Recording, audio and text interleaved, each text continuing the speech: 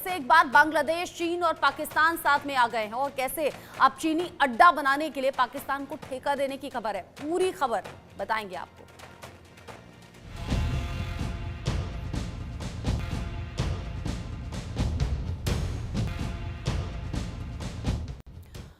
बांग्लादेश की अंतरिम सरकार के प्रमुख मोहम्मद यूनुस की हाल ही में चीन का दौरा होने की खबर थी। यूनुस ने चीन दौरे पर कई ऐसे बड़े बयान दे दिए हैं जो भारत की चिंता को बढ़ाने वाले हैं। यूनुस ने पूर्वोत्तर भारत की सुरक्षा पर बयान दिया तो चीन को बांग्लादेश में एयरबेस स्थापित करने का न्योता भी दे दिया है। ये सीधे तौर पर भारत की रणनीतिक स्थिति को चुनौती देगा।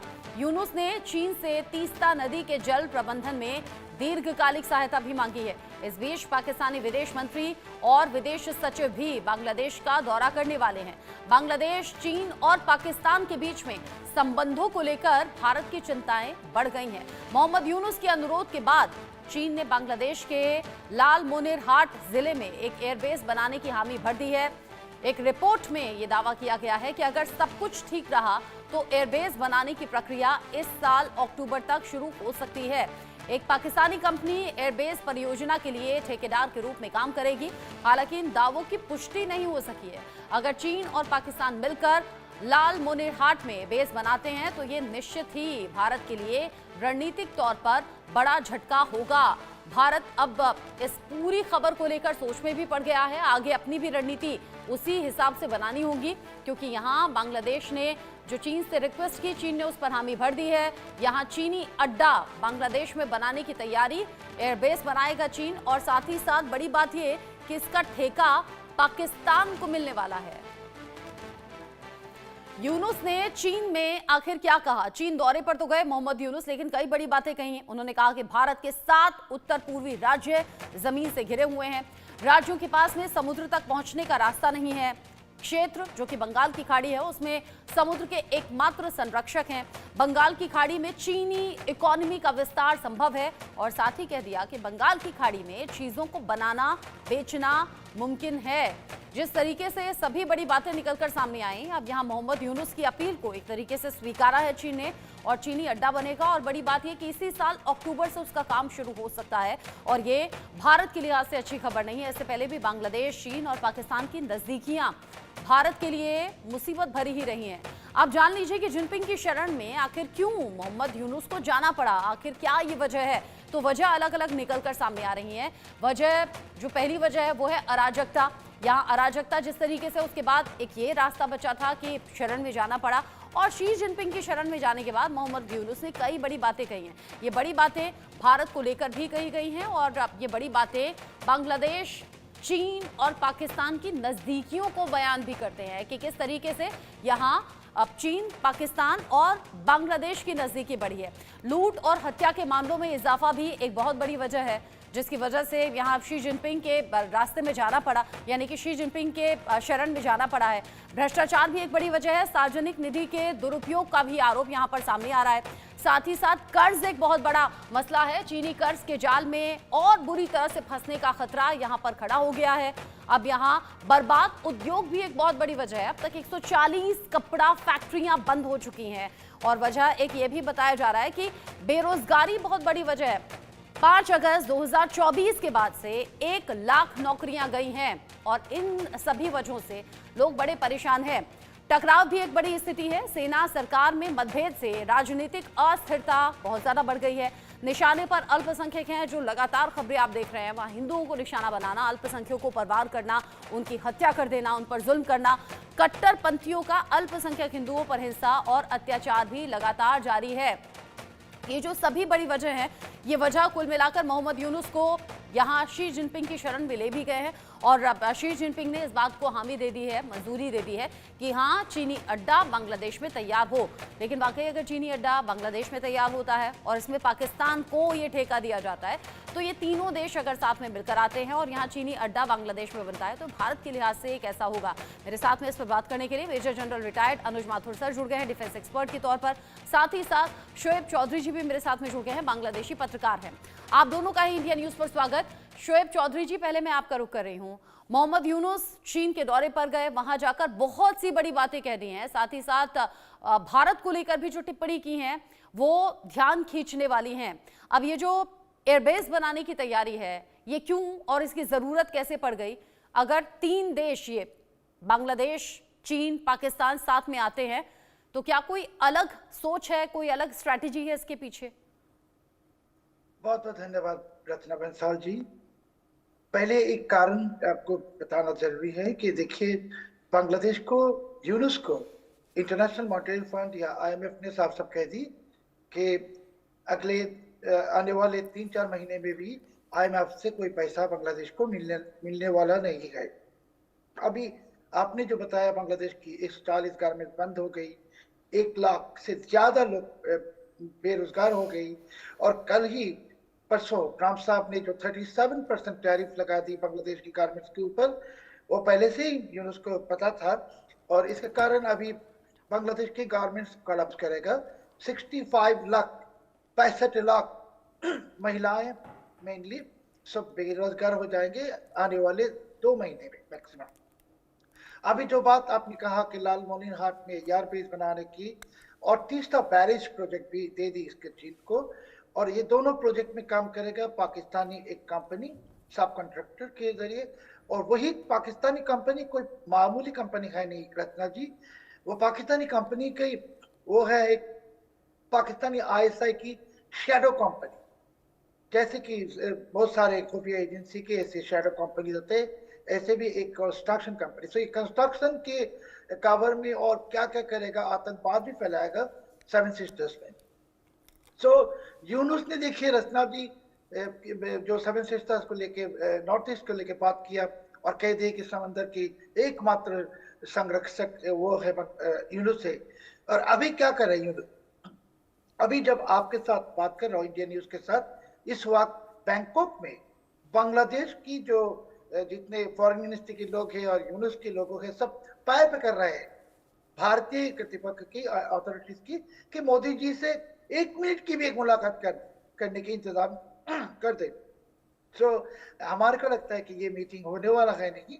मोदी जी हिंदुओं के खून है यूनुस के हाथ में, इसके साथ मिलेंगे नहीं। तो अभी यूनुस के लिए ऐसा हो गया रचना जी कि बहुत एक भयंकर परिस्थिति की सामने आ गई, और चीनी जो अड्डा बनाने की कोशिश यूनुस के ही, ये इसके लास्ट एफर्ट है, आखिरी प्रचेष्टा है, कैसे भी वो, मगर ये कामयाब होने वाला है नहीं लगता जी। आप कह रहे हैं कि किसी भी तरीके से कामयाब नहीं होगा, लेकिन इन सबके बीच ही चीन के दौरे पर मोहम्मद यूनुस का जाना, और ये सब कुछ तब हो रहा है जब प्रधानमंत्री नरेंद्र मोदी विदेशी दौरे पर हैं, और विदेशी दौरे में बिम्स्टेक सम्मेलन में ये बात हो रही थी कि मोहम्मद यूनुस से भी मुलाकात हो सकती है। अनुज माथुर सर, इस पूरे सिनेरियो को आप कैसे देखते हैं? एक तरफ तो मुलाकात की चर्चाएं थी और ये था कि बांग्लादेश और भारत के मुद्दों पर शायद बात हो सकती है अगर इस मुलाकात में आमना सामना दोनों नेताओं का होता है, वहीं दूसरी तरफ ये खबर निकलकर सामने आ गई।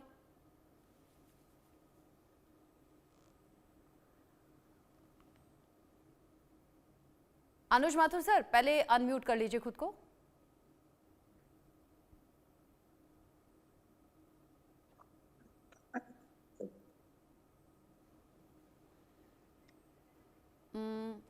माथुर सर, आपकी आवाज नहीं आ रही है, शायद कोई इशू है, ठीक कराती हूं मैं।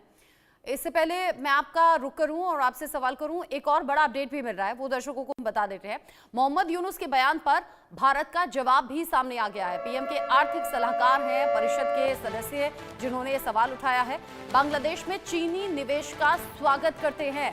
भारतीय राज्यों के जमीन से घिरे होने का भला क्या मतलब है? मोहम्मद यूनुस ने कहा था भारतीय राज्यों के जमीन से घिरे होने का जिक्र किया। अब ऐसे में यहाँ पर सीधे तौर पर निवेश का स्वागत तो किया, लेकिन भारतीय राज्यों के जमीन से घिरे होने को लेकर उन्होंने पूछा है कि इसका मतलब क्या है। चीनी निवेश है, बेहतर बात है बांग्लादेश के लिए, इससे कोई दिक्कत नहीं, लेकिन जिस तरीके से ये पूरा घटनाक्रम सामने आया है, या मुलाकात हुई है, या इस मुलाकात और दौरे में ये जो बात सामने आई है, ये तमाम सवाल खड़े करती है। इन सब के बीच ही मोहम्मद यूनुस का बयान भी सुर्खियों में है।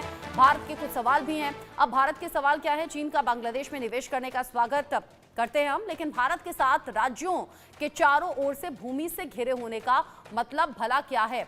ये पूछा गया है संजीव सान्याल के जरिए, जो कि सदस्य हैं पीएम आर्थिक सलाहकार परिषद के। उन्होंने कहा कि निवेश हो रहा है बांग्लादेश के लिहाज से, इसे बेहतर तरीके से हम देखें। एयरबेस बनाने की बात है तो जाहिर सी बात है बांग्लादेश के लिए बेहतर होगा, निवेश का स्वागत करते हैं। लेकिन ये जो 7 राज्यों के घिरे होने की बात है, भला इसका क्या मतलब है? यानी सीधे तौर पर बांग्लादेश से और मोहम्मद यूनुस से संजीव सान्याल, जो कि सदस्य हैं पीएम आर्थिक सलाहकार परिषद के, उन्होंने ये सवाल पूछ लिया है। भारत यही करता है, अगर भारत को लेकर अगर कोई भी ऐसी मुखालफत होती है या फिर कोई भी ऐसी टिप्पणी होती है तो भारत सवाल करता है। लेकिन हाँ, अगर बांग्लादेश में कोई निवेश हो रहा है तो उसका स्वागत करने की बात भी कर दी। अब इस बीच यूनुस का चीनी गुणगान भी सामने आया है। चीन से नदी जल प्रबंधन की अपील की है। यहां मोहम्मद यूनुस ने 50 साल का सहायता पैकेज देने का आग्रह भी किया गया है। चीन जल प्रबंधन का मास्टर है, ये उन्होंने कहा। साथ ही कह दिया कि चीनी विशेषज्ञता से सीखने में हम इसे रुचि रखते हैं, यानी कि ढाका रुचि रखता है चीनी विशेषज्ञता को सीखने में। चीन से चर्चा का मुख्य विषय तीस्ता नदी थी। बांग्लादेश में चीन के लिए एक बड़ी संभावना भी यहां पर देखी जा सकती है, इसका जिक्र भी उन्होंने किया। यानी कि बांग्लादेश में चीन के लिए एक बड़ी संभावना है। अगर चीन यहां पर इन्वेस्ट करता है, चीन किसी भी तरीके से कंस्ट्रक्शन आगे करता है तो बांग्लादेश के लिहाज से बेहतर है। मोहम्मद यूनुस भी इस बात का स्वागत करते हुए नजर आए, चीनी विशेषज्ञता से सीखने की बात करते हुए नजर आए। लेकिन इस पूरी बातचीत का जो उद्देश्य है वो तीस्ता नदी भी थी। जिस तरीके से अनुज माथुर सर ये मुलाकात हुई है, चीनी दौरे से मुलाकात को लेकर बहुत सी खबरें निकलकर सामने आ रही हैं, और इस बीच बिम्स्टेक सम्मेलन भी, कैसे देख रहे हैं इन दोनों चीजों को आप? रचना, मेरी आवाज आ रही है अभी आपके पास? आ रही है आपकी आवाज। हाँ, थैंक यू रचना। देखिए, मैं इस बात को की शुरुआत ऐसे करना चाहता हूं कि मोहम्मद यूनुस के नेतृत्व में बांग्लादेश जो है वो पूरी तरह से इस्लामिक रेडिकलिस्ट के और चीन के शिकंजे में आ चुका है। देखिए, चीन का काम करने का तरीका है कि वो दूसरे देश में जाके इन्वेस्ट करता है, उनको डेट में फंसाता है और फिर उनके ऊपर दबाव डालता है, और उसका मकसद यही रहता है कि उसके जो दो प्रतिद्वंद्वी हैं, भारत और अमेरिका, वो ये जो एक्टिविटी उसकी है उन प्रतिद्वंद्वियों को कहीं ना कहीं नुकसान पहुंचाते हुए होनी चाहिए। ये स्ट्रिंग ऑफ पर्ल्स का एक हिस्सा है। आज की परिस्थिति ये है कि मोहम्मद यूनुस स्वयं जाकर के चीन के शिकंजे में अपने आप फंस गए हैं, और उन्होंने जो चीन अपनी मेहनत करके करना चाहता था कि वो बांग्लादेश में अपने पैर पसारे, मिलिट्री बेस बनाए, सी पोर्ट बनाए, उन्होंने अपने आप उसको दावत दे दी है। पहली बात, ये एक बहुत ही पुअर डिसीजन मुझे लगता है इवेंचुअली सिद्ध होगा। इसमें मोहम्मद यूनुस का मेरे हिसाब से सिर्फ और सिर्फ एक उद्देश्य है कि वो किस प्रकार से अपनी साख और कुर्सी बचा के रख सकें।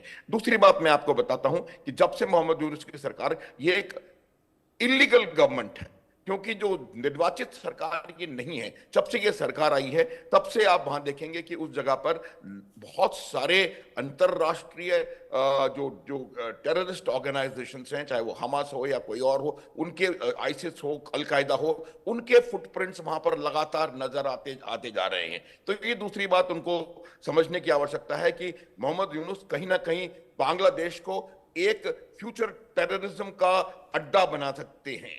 तीसरी बात, जिस प्रकार से पाकिस्तान वहां पर एक्टिविटीज कर रहा है, उससे इवेंचुअली आप देखेंगी रचना कि वहां पर एक ड्रग ट्रैफिकिंग का और ड्रग कार्टेल का एक वहां पर बहुत तेजी से वो बढ़ेगा, और वो इसमें जो मनी उससे निकलने वाली है वो वहां पर बांग्लादेश में शुरू किया जाएगा। चौथी बात मैं बताता हूं आपको, देखिए, ये बांग्लादेश का जो मोहम्मद यूनुस हैं, पहले भी मैं आपके चैनल पे मैं फिगर्स दे चुका हूं। बांग्लादेश हमारे सिर्फ अंडमान निकोबार के अंदर जो मैरिटाइम एसेट जोन हमारा है, वो बांग्लादेश के टोटल मैरिटाइम जोन से 4 गुना ज्यादा बड़ा है। 1,18,000 स्क्वायर किलोमीटर बांग्लादेश का टोटल मैरिटाइम जोन है, EEZ को शामिल करते हुए, जबकि सिर्फ अंडमान निकोबार में भारत का बंगाल की खाड़ी में EEZ 6,70,000 स्क्वायर किलोमीटर के आसपास है। और पूरे भारत का अगर आप बांग्लादेश में, बंगाल की खाड़ी में इन्फ्लुएंस देखेंगे तो ये बिल्कुल मूर्खतापूर्ण और बहुत ही हास्यास्पद बयान है। आपने कहा कि पूरी तरह से एक और हाँ, मैं ये कह रहा था कि हमारे देश के हिस्से के बारे में उनको किसी प्रकार का बयान देने की कहीं भी कोई आवश्यकता नहीं थी। मैं पाकिस्तान के बारे में अगर मेरे को समय मिलेगा आगे मैं आगे बताऊंगा, तो ये बहुत बड़ी मुझे लगता है एक कूटनीतिक गलती मोहम्मद यूनुस करके आए हैं, और इसका खामियाजा कहीं ना कहीं बांग्लादेश को आने वाले समय में भुगतना पड़ेगा। ऐसा लग ही रहा है, बार बार गलतियां ही हो रही हैं और गलतियों का जो खमियाजा है वो खुद तो नहीं भुगत रहे, बल्कि हाँ बांग्लादेश की आवाम जरूर भुगत रही है। और अब ऐसा नुकसान जिसकी भरपाई अगले कुछ साल या उससे भी ज्यादा शायद टाइम लग जाएगा रिकवर